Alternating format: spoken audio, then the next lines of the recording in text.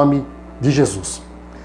Isaías, capítulo de número 58, versículo de número 4, a palavra de Deus, ela diz assim: Eis que para contendas e rixas jejuais, e para ferirdes com punho iníquo, jejuando vós assim como hoje, a vossa voz não se fará ouvir no alto. Eu vou ler novamente a parte final do versículo de número 4, fazendo uma aplicação já. Jejuando vós assim como hoje, o céu entrará em lockdown. Jejuando vós assim como hoje, o céu entrará na fase roxa. Jejuando vós assim como hoje, o céu entrará em confinamento, em isolamento. O termo lockdown, ele tem a sua tradução original e literal, e eu não quero aqui entrar no mérito dessa questão, mas ele tem também algumas possibilidades de tradução e de aplicação. E é exatamente em cima dessas possibilidades de tradução ou de aplicação que eu quero trabalhar o nosso tema nesta noite. E eu quero usar esse tema, o tema lockdown ou o céu em lockdown, como isolamento, como confinamento relacional de Deus com os homens. É esse o tema que eu quero tratar nesta noite. E eu quero construir aqui com vocês um pensamento que ele vai se dividir em três principais assuntos. Por que o céu estava em lockdown? Porque quando eu olho para esse cenário, quando eu olho para esse texto, eu percebo que havia um lockdown do céu. Havia um distanciamento de Deus para com aquele povo. Havia um isolamento de Deus para com aquela nação. Então o pensamento que eu quero construir com vocês aqui nesta noite é porque o céu, ele estava em lockdown. O segundo pensamento é quando e como o céu, ele sai do lockdown. E o terceiro pensamento ou consideração que eu gostaria de construir com vocês nesta noite é o que acontece quando o céu sai em lockdown.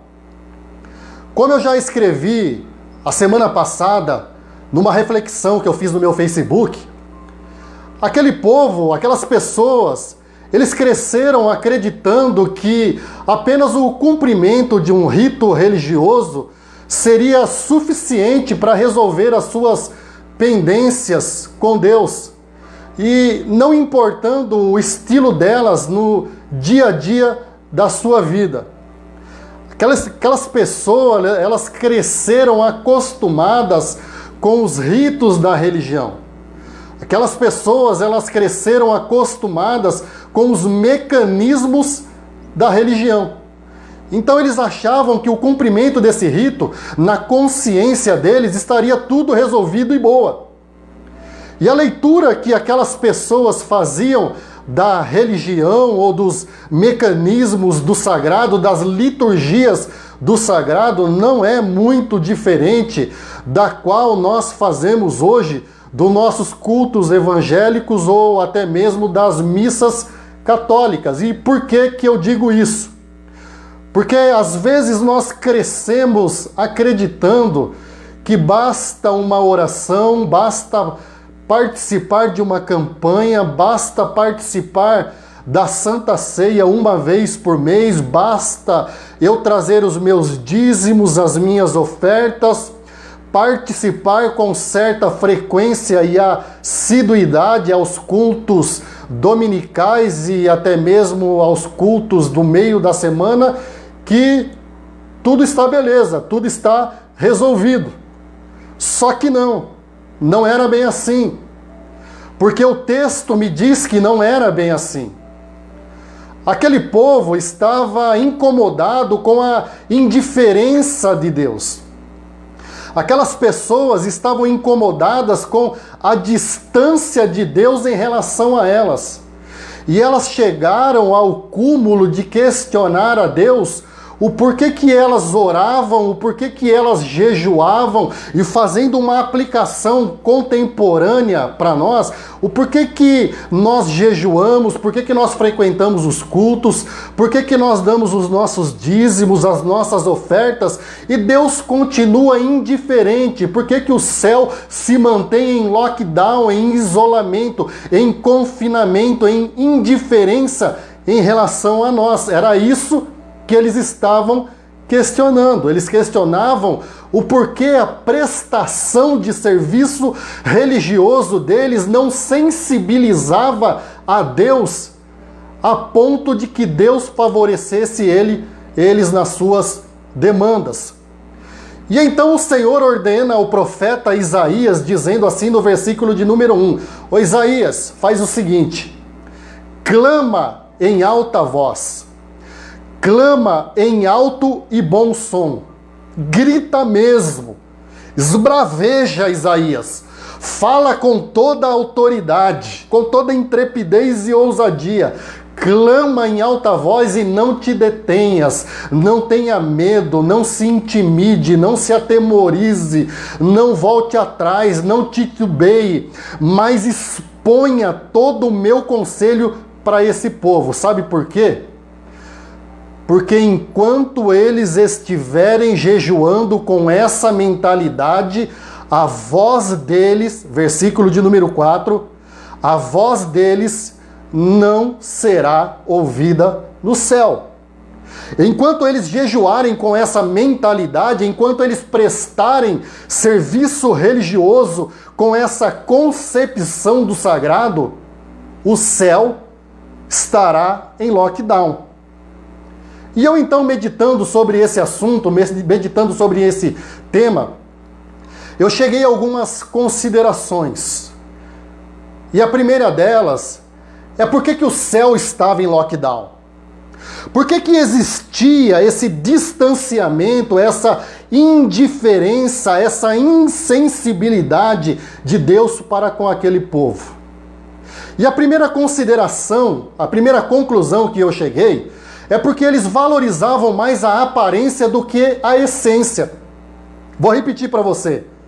Porque eles valorizavam mais a aparência do que a essência. Porque o verso de número 2 diz assim, presta atenção. Todavia, me procuram cada dia. Tomam prazer em saber os meus caminhos, agora que vem o grande problema. Como se fossem, como se parecessem, um povo que praticasse a justiça e não tivesse abandonado a ordenança do seu Deus. Vocês me pedem juízos retos, vocês têm prazer em se chegar a Deus, só que não é bem assim. Como se fossem um povo que buscava a justiça, que buscava aquilo que era íntegro, que buscava aquilo que era reto. E esse como se fossem, ele faz toda a diferença nesse texto. Sabe por quê? Porque aqueles irmãos, eles priorizavam mais a estética do que a ética. Eles priorizavam mais a maquiagem, mais a cosmética do culto do que a própria ética. Eles se preocupavam mais com a performance, com os malabarismos, com as ginásticas do sagrado e do culto e da prestação do serviço religioso do que com a verdade interior. E então o profeta, ele vem e traz essa mensagem aguda, cortante para aquele povo, dizendo que eles somente pareciam, mas na realidade eles não eram. Na década de 80, quem for da minha idade mais ou menos vai se lembrar de um produto chamado Denorex, que apareceu por volta da década de 80. E o Denorex, ele era um shampoo que ele parecia remédio. Ele era um shampoo anti-caspa que ele tratava dessa doença. Então ele parecia remédio porque ele tratava da doença, mas ele não era. E então construiu-se um bordão em cima desse produto chamado Denorex, que era o seguinte: parece, mas não é. Talvez você já tenha ouvido esse bordão. E nós evangélicos, nós temos uma habilidade de dar a nossa própria roupagem, a nossa própria tradução aos bordões que aparecem. Então ficou muito famoso no meio da igreja evangélica a seguinte frase, o seguinte conceito: o crente denorex, o crente que parece, mas não é. É assim que estavam aqueles irmãos que foram repreendidos pelo profeta Isaías. Eles eram o tipo do crente denorex, o crente da aparência, o crente que priorizava e valorizava o exterior, mas não a verdade interior. O crente que parecia, mas que não era. Eles tinham os melhores pregadores, eles tinham os melhores ensinadores, eles tinham as melhores estruturas para prestar serviço religioso a Deus. Eles tinham as melhores escolas bíblicas, agora fazendo uma aplicação para nós, contextualizando. Eles tinham as melhores equipes de louvor, as melhores equipes de dança. Eles tinham os melhores institutos teológicos, as melhores creches, os melhores orfanatos evangélicos, mas não passava de aparência, porque não existia verdade interior e o profeta foi obrigado a repreendê-los. E aqui me traz à memória aquela experiência do profeta Samuel, quando foi à casa de Jessé ungir o futuro rei no lugar de Saul. O profeta Samuel, ele chega na casa de Jessé e então começam a surgir os filhos de Jessé, e aqueles mais portentosos, mais bem vistos, mais encorpados, mais apessoados. E então o profeta Samuel, ele se impressiona, ele se empolga com a aparência. Só que aí Deus fala no coração do profeta: Samuel, você está focando na coisa errada. Você está muito impressionado com o exterior, com a aparência. O homem vê o exterior, mas eu vejo o interior. Irmão, Deus está mais preocupado com a verdade interior do nosso ser do que com a nossa aparência, do que com a prestação de serviço religioso. O que Deus busca é um coração quebrantado e contrito. O que Deus busca é homens e mulheres de Deus que tenham verdade interior na sua religião e no seu sagrado. Mas eu também encontrei mais uma consideração e uma conclusão sobre esse texto. Eu quero te dizer o seguinte: segura aí, viu, irmão? Segura aí até o final, se você puder. Porque primeiro a gente dá notícia ruim, para depois dar notícia boa, tá? A segunda conclusão e consideração que eu cheguei através desse texto: por que o céu estava em lockdown? Porque eles presumiam que podiam subornar a Deus. Eles presumiam que podiam subornar a Deus. Porque veja bem o que diz o versículo de número 3. Porque temos nós jejuado, dizem eles, e tu não atentas para isso? Porque temos afligido as nossas almas, e tu não sabes? Eis que no dia em que jejuais, aí então Deus faz a réplica, no dia em que vocês jejuam para vocês mesmos. Porque vocês correm cada um para vossas empresas e vocês oprimem, pressionam os vossos empregados e exigem deles uma carga que nem mesmo vocês conseguem realizar. E então a questão daquele povo com Deus era a seguinte: Deus, por que nós jejuamos e o Senhor não presta atenção? Por que nós afligimos a nossa alma, vestimos pano de saco e cinza, e o Senhor continua indiferente, distante, em confinamento, em isolamento em relação a nós? Por que, Deus? Por que nós pregamos? Por que nós cantamos? Por que nós dançamos? Por que nós ensinamos? Por que nós prestamos o nosso devocional e o nosso serviço religioso e o Senhor não está nem aí? para nós. Por que, Deus?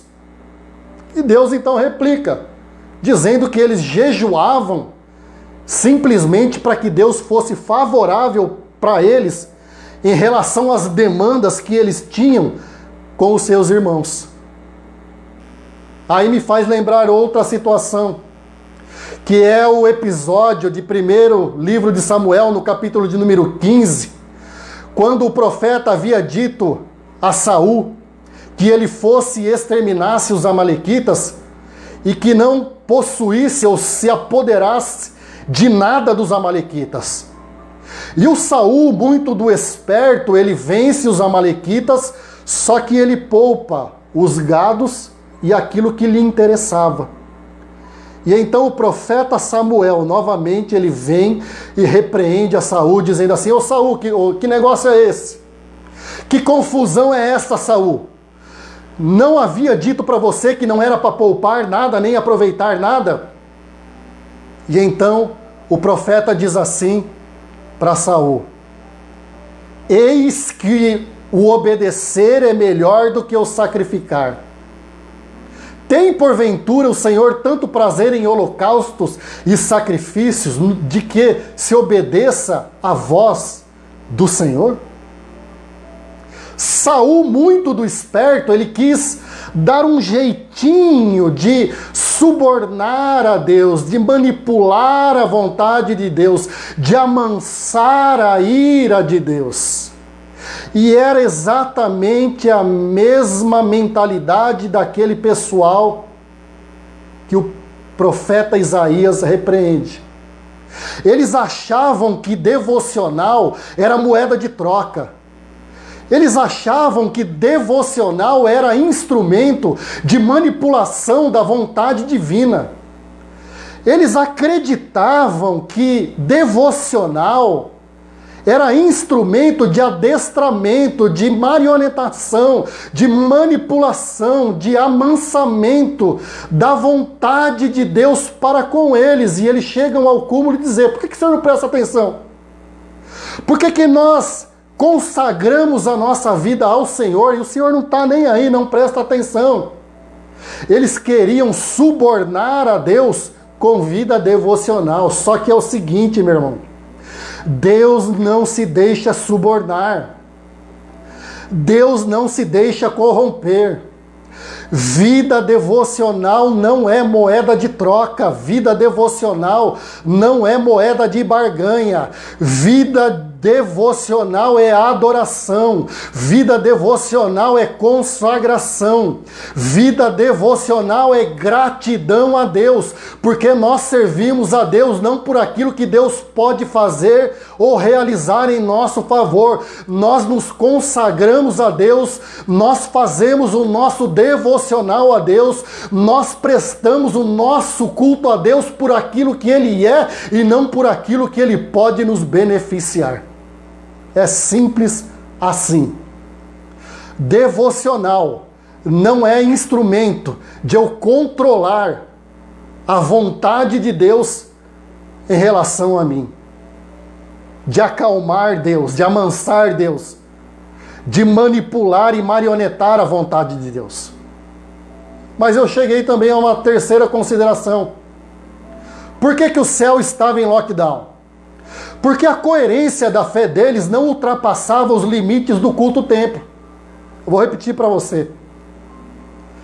Porque a coerência da fé deles não ultrapassava os limites do culto e do templo. Porque olha só o que diz o verso de número 4. Eis que para contenda e rixas vocês jejuam. Para ferirdes com punho iníquo. Jejuando desse jeito, com essa mentalidade, com essa cabeça, com esse pensamento apequenado, a voz de vocês não será ouvida do alto. Deixa eu explicar esse negócio aqui para vocês. O verso está dizendo para nós que eles jejuavam para que Deus fosse favorável a eles nas demandas, nas rixas, nas brigas, nos litígios que eles tinham contra os seus irmãos. É para isso. Por causa das contendas e rixas é que vocês jejuam, diz o verso. E a coisa funcionava mais ou menos assim. A fé deles se restringia ao templo e ao culto. Mas era só sair do templo e do culto que a coisa desandava e ficava ruim. Eles eram aquele tipo de pessoa que no culto eles cantavam: como é precioso, irmão, estar bem junto a ti, e juntos lado a lado andarmos com Jesus. Mas era só acabar o culto, era só acabar a prestação de serviço religioso, era só sair da igreja para fora que eles já começavam a cantar assim: caiam por terra agora os inimigos de Deus. Ou seja, eles eram incoerentes. No culto eles cantavam e olhavam para o irmão que estava do lado, davam as mãos para cantar e cantavam: como é precioso, irmão, estar bem junto a ti. Só que lá fora a coisa era diferente, o bicho pegava. Eles cantavam: caiam por terra agora os inimigos de Deus. E por que eu estou dizendo isso? Por que isso é fundamental nessa compreensão? Porque relacionamento quebrado, relacionamento rompido, ele é uma enorme barreira na nossa comunhão e na nossa relação com Deus. E eu vou te dar a base bíblica e teológica para isso. Porque o apóstolo João, na sua primeira carta, no capítulo 4 e no versículo de número 20, ele diz assim: como eu posso dizer que eu amo a Deus a quem não vejo e não amar o meu irmão a quem eu vejo? Mateus capítulo 5, a partir dos versos 23 em diante, ainda diz assim: quando nós trouxermos as nossas ofertas até o altar, e ali nos lembrarmos, quando você trouxer a tua oferta até o altar, e ali se lembrar que o teu irmão tem alguma queixa, alguma coisa desfavorável que te desabona, deixa ali a tua oferta, deixa ali a tua pregação, deixa ali o teu louvor, deixa ali a tua cantoria, deixa ali a tua capacidade de ensinamento, deixa ali a tua coreografia, deixa ali a tua dança, deixa ali as ginásticas, malabarismos, os espetáculos, as dramaturgias gospel.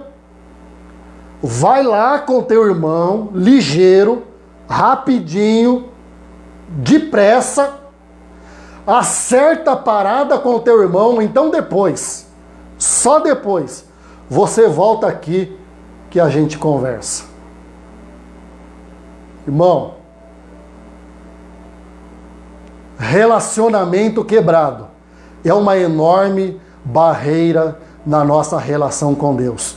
Hoje é dia de nós resolvermos as nossas pendências com os nossos irmãos.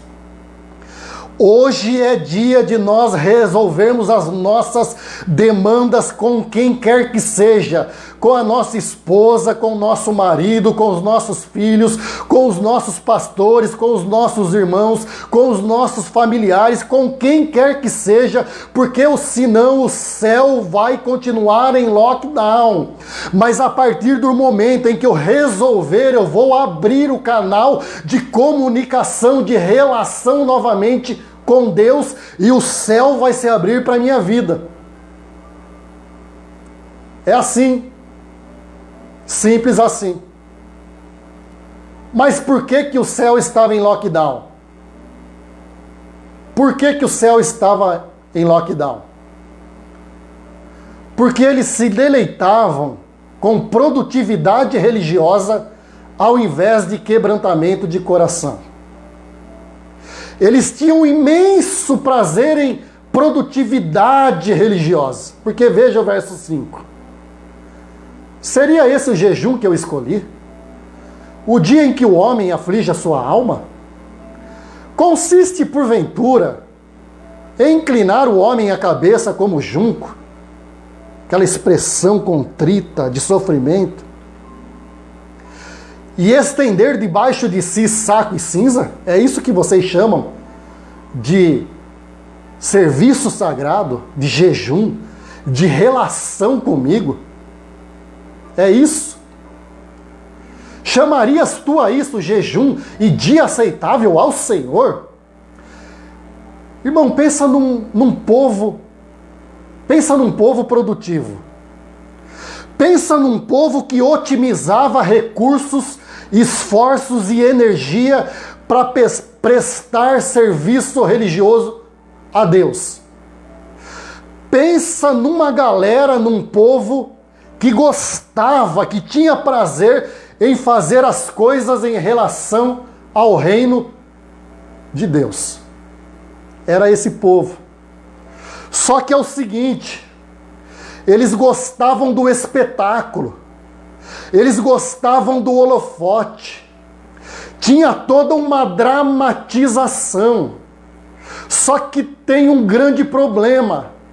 Deus não estava nem aí para o espetáculo deles. Deus não estava nem aí para a dramatização deles. Deus não estava nem aí para a produtividade religiosa deles.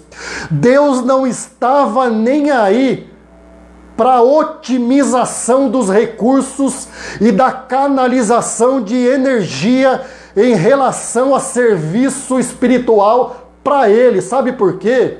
Porque Deus não está interessado no exterior. Deus não está interessado naquilo que aparece. Deus está mais interessado naquilo que nós somos. Sabe por quê? Porque o ser, ele precede o fazer. Porque o ser, ele vem antes do realizar. Era isso que Deus estava tentando comunicar para aquele povo.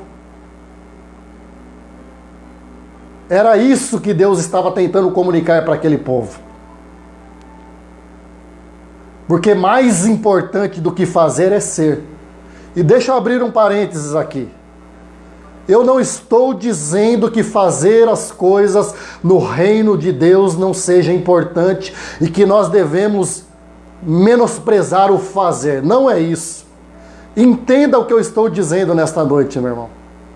O fazer é importante. O realizar no reino de Deus é importante.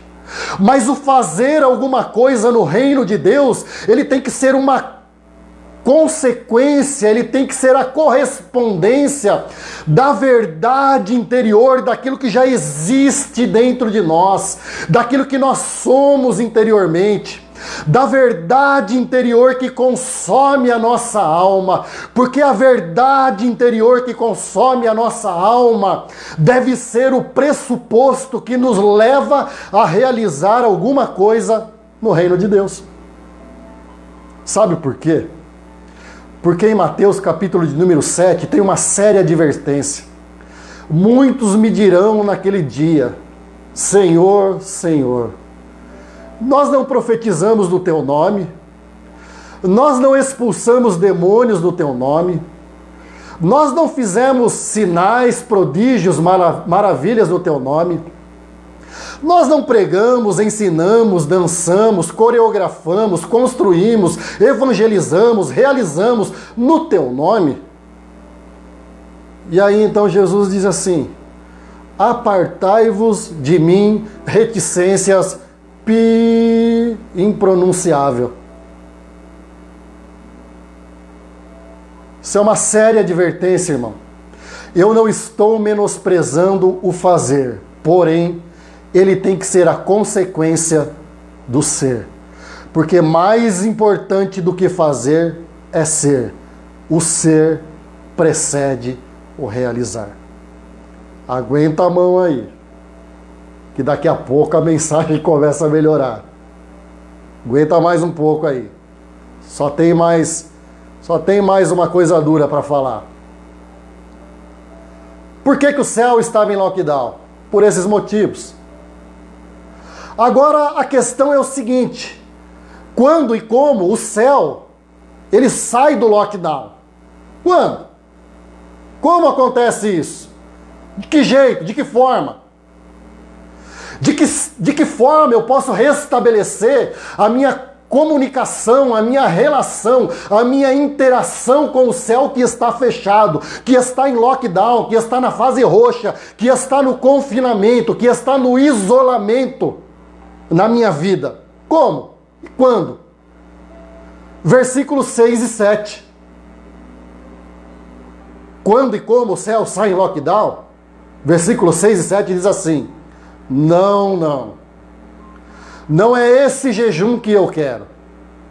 Eu quero, sabe o quê? Que vocês soltem aqueles que foram presos injustamente, que vocês tirem de cima deles o peso que vocês colocaram, que faz eles sofrerem, que vocês ponham em liberdade aqueles que vocês têm oprimido com as suas palavras, com os seus gestos, com a sua maneira de ser, que vocês acabem com todo tipo de escravidão, seja escravidão de palavra, seja com a escravidão de energia negativa empregada naquilo que nós fazemos ou falamos em relação ao outro.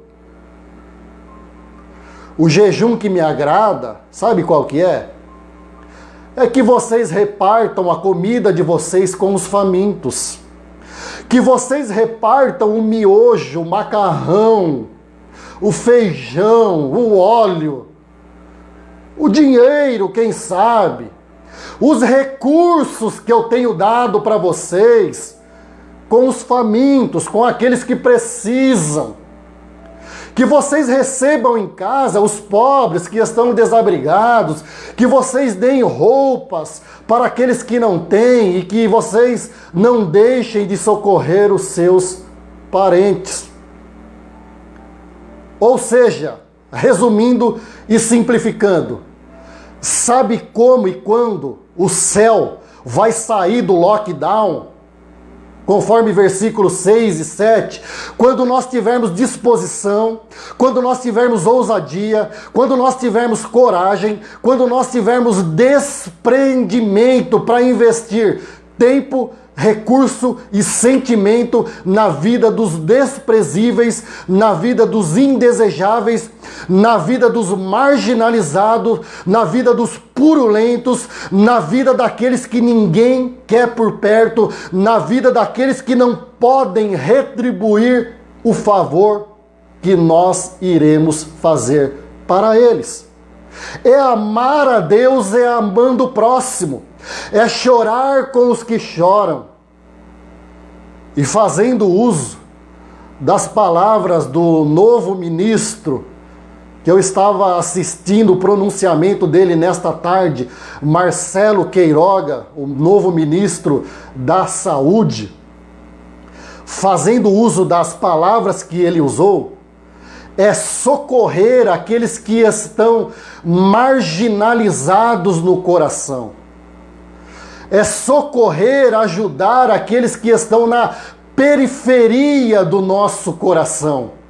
Aquele que nós não prestamos atenção, aquele que nós não focamos, aqueles que não nos chamam a atenção porque não fazem parte do nosso círculo imediato e que não podem retribuir de alguma maneira o benefício feito. É isso. É chorar com os que choram e amar a Deus amando o próximo. Ajudar aquele que ninguém quer ajudar, que ninguém quer por perto. Sabe por quê? Porque existem pessoas que estão como aquele homem insensato e louco da parábola de Lucas, capítulo de número 12. Existem pessoas que se transformaram num galpão logístico de bênção. São pessoas que estão abarrotadas de bênção e que não têm mais onde guardar bênção e que estão construindo celeiros novos para guardar os recursos que Deus tem lhe dado. Tem gente que está abarrotada de bênção, mas não divide a bênção com ninguém. A bênção está mofando.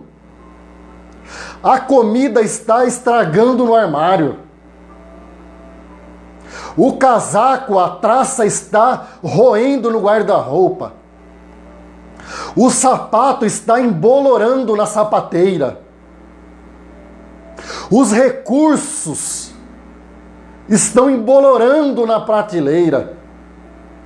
A oração não sai da gaveta. A evangelização, uma palavra de consolo, uma palavra de alívio, não sai do intelecto, está mofando. Os recursos que Deus tem dado para algumas pessoas está simplesmente se perdendo, porque ela não tem repartido com aquele que precisa e com aquele que necessita. Nós precisamos levar mais a sério, irmãos, o capítulo de número 25 de Mateus. Precisamos levar mais a sério. Porque o capítulo de número 25 diz assim: porque tive fome e me deste de comer, tive sede e me deste de beber, eu era forasteiro, estrangeiro, refugiado e vocês me acolheram. Eu estava nu e vocês me vestiram. Eu estava doente e vocês foram me visitar no hospital. Eu estava preso e vocês foram me ver. Mas, Senhor, quando aconteceu isso? Quando aconteceu isso? Eu quero chamar a tua atenção para que você faça um mergulho interior e seja sincero. Qual é o recurso que Deus tem me dado? Qual é o recurso que Deus tem te dado? Qual é o recurso que Deus tem nos dado que está se perdendo, que está embolorando, que está mofando a capacidade que Deus nos deu? Seja recurso material ou recurso emocional, recurso espiritual, seja um dom ministerial que Deus nos deu. Qual foi a última vez que nós fomos num hospital para orar por alguém? Qual foi a última vez que nós visitamos alguém que estava preso? Qual foi a última vez que nós repartimos, não somente com aqueles que fazem parte do nosso círculo imediato, mas com aqueles que estão na periferia do nosso coração, aqueles que não podem retribuir, aqueles que nós nem mesmo conhecemos? Qual foi a última vez? Deixa eu te dizer uma coisa. Nós precisamos aprender a retribuir. Nós precisamos aprender a retribuir aquilo que Deus tem nos dado, distribuindo o recurso que Ele tem nos proporcionado. Porque diz a palavra de Deus que mais bem-aventurada coisa é dar do que receber. Meu irmão, a partir do momento que eu dou é porque eu tenho, a partir do momento que eu distribuo é porque eu fui abençoado, e quando eu faço isso, o céu se abre sobre a minha vida. Quando eu distribuo os recursos que Deus tem me dado, eu ajunto tesouros no céu, eu ajunto galardão do céu. A bênção de Deus estará sobre a minha vida, os olhos de Deus estarão postos sobre mim. Nós precisamos entender esse princípio e essa verdade. Mais bem-aventurada coisa é dar do que receber. Mas vamos para a parte boa agora da mensagem, para encerrar. O que acontece quando o céu sai do lockdown? O que acontece? Versículo de número 8 diz assim: então romperá a tua luz como a alva, e a tua cura apressadamente brotará, e a tua justiça irá diante de ti, e a glória do Senhor será a tua retaguarda. Sabe o que vai acontecer quando o céu sair do lockdown e a nossa relação, a nossa comunicação for restabelecida com Deus, a nossa voz for ouvida nos céus, quando nós fizermos a lição de casa, versículos de número 1 ao 7, sabe o que vai acontecer segundo o versículo de número 8? A nossa alma será curada e a nossa alma será iluminada novamente pela presença e pelo poder do Espírito Santo de Deus. Tem gente que está doente na alma, tem gente que está enferma na alma. Mas a partir do momento que o céu sair do lockdown, que nós fizermos a lição de casa, versículos de número 1 ao 7, a nossa alma será curada, iluminada, invadida, visitada pela presença e pelo poder do Espírito Santo de Deus. Sabe o que vai acontecer quando o céu sair do lockdown? Versículo de número 9. Então clamarás, e o Senhor te responderás. Gritarás e ele dirá: tcharam! Eis-me aqui. Se tirares do meio de ti o jugo, o estender do dedo e o falar iniquamente. Sabe o que esse verso está me mostrando e mostrando para você? Que quando o céu sair do lockdown para nós, quando nós fizermos a lição de casa, versículos de número 1 ao 7, as nossas interrogações serão respondidas e nós não ficaremos no escuro. Deus responderá às nossas orações, Deus responderá ao nosso clamor, Deus vai ouvir do céu, Deus vai se inclinar para nós e nos responder as indagações que nós temos. Porque dura coisa, irmão, é ficar no escuro, é a ausência de resposta. A pior coisa é você ficar na ausência de resposta. Saber que Deus não está respondendo. Mas quando nós fizermos a lição de casa, Deus vai responder ou sim ou não. O nosso clamor será ouvido e respondido. E nós teremos a resposta para aquilo que temos buscado de Deus. Mas o que vai acontecer quando o céu sair do lockdown? O que vai sair? O que vai acontecer? Qual é o resultado? Versículo de número 11 diz assim: o Senhor te guiará continuamente, te fará e te fartará até em lugares áridos, e fortificará os teus ossos, e serás como um jardim regado e como um manancial, cujas águas nunca falham. O Senhor te guiará continuamente, e fartará a tua alma em lugares áridos. Sabe o que isso quer dizer para mim e para você? Que quando o céu sair do lockdown, nós teremos a parceria do Senhor, nós teremos a companhia de Deus, nós teremos a cumplicidade de Deus e nós seremos bem-sucedidos em qualquer ambiente. Nós seremos bem-sucedidos até mesmo em ambientes áridos e difíceis. Quando o céu sair do lockdown, nós teremos a cumplicidade de Deus e nós seremos abençoados até mesmo no deserto, porque Deus é poderoso para transformar o deserto em um oásis para abençoar a vida do seu servo. O que vai acontecer quando o céu sair do lockdown? Versículo de número 12 diz assim: e os que de ti procederem edificarão as ruínas antigas, e tu levantarás os fundamentos de muitas gerações, e serás chamado reparador de brecha e restaurador de veredas para morar. Os que de ti procederem edificarão as ruínas antigas.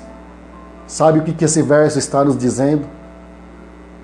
Que quando nós fizermos a lição de casa, versículos de número 1 ao 7, a nossa descendência será abençoada, e a nossa descendência não somente será abençoada, mas ela também será instrumento de bênção em outras vidas, em outras gerações, em outras pessoas. Você está aí todo preocupado, toda preocupada com os seus filhos. O que vai acontecer com os seus filhos? O que vai acontecer com os seus netos? Meu irmão, quando a comunicação, quando a relação nossa for restabelecida com o céu, quando o céu sair do lockdown, Deus promete abençoar a nossa descendência. Os meus filhos serão abençoados, os meus netos serão abençoados, os meus bisnetos, tataranetos, a minha posteridade será abençoada e eles também serão um canal de bênção na vida de outros, em nome de Jesus.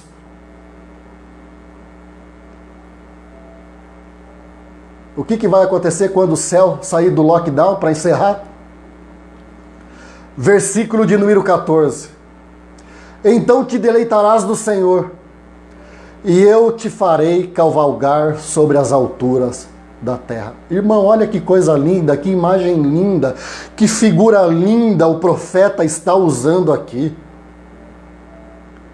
Então te deleitarás do Senhor, e eu te farei cavalgar sobre as alturas da terra. Ah, que coisa linda, que figura linda. No meu caso, se eu fosse o profeta, eu escreveria assim: e eu te farei rodar sobre 2 rodas sobre as alturas da terra. E eu te farei motocar sobre as alturas da terra. E eu te farei, Franklin, enrolar o cabo da tua motocicleta sobre as alturas da terra, porque você se deleitará no Senhor, você se deleitará no teu Deus, e eu te sustentarei com a herança do teu pai Jacó, porque a boca do Senhor o disse. Então te deleitarás no Senhor. Sabe o que isso significa? Que a alegria da salvação será restaurada em nós, que nós teremos novamente prazer em servir a Deus, em cultuar a Deus, em estar em comunhão com o povo de Deus. Porque o que acontece? Quantas pessoas hoje ligaram o piloto automático? Quantos irmãos hoje ligaram o piloto automático na vida espiritual? Já são anos no piloto automático. Vão no culto, vão nas reuniões, pregam, cantam, evangelizam, ensinam, dançam, fazem inúmeras coisas, mas não tem mais o deleite no Senhor, não tem mais prazer no Senhor, não tem mais aquela sensação de gozo, de satisfação no reino de Deus, na sua justiça, naquilo que se refere ao reino de Deus. Porque o céu está em lockdown, mas existe uma promessa, meu irmão. Existe uma promessa, existe uma resposta de Deus, que se eu e você fizermos a lição de casa, versículos de número 1 ao 7, a alegria da salvação vai invadir a nossa alma, o nosso coração, a alegria da salvação vai ser restaurada em nós, e nós teremos novamente prazer, alegria, gozo, satisfação em cultuar a Deus, em servir a Deus, em glorificar a Deus, em prestar culto a Deus, em se reunir com o povo de Deus, porque a presença do Espírito de Deus vai trazer unção sobre a nossa vida, alegria sobre a nossa vida, prazer de servir a Deus na nossa vida. Só que tudo isso tem a condicional C. Esse C é a garantia de uma mudança radical.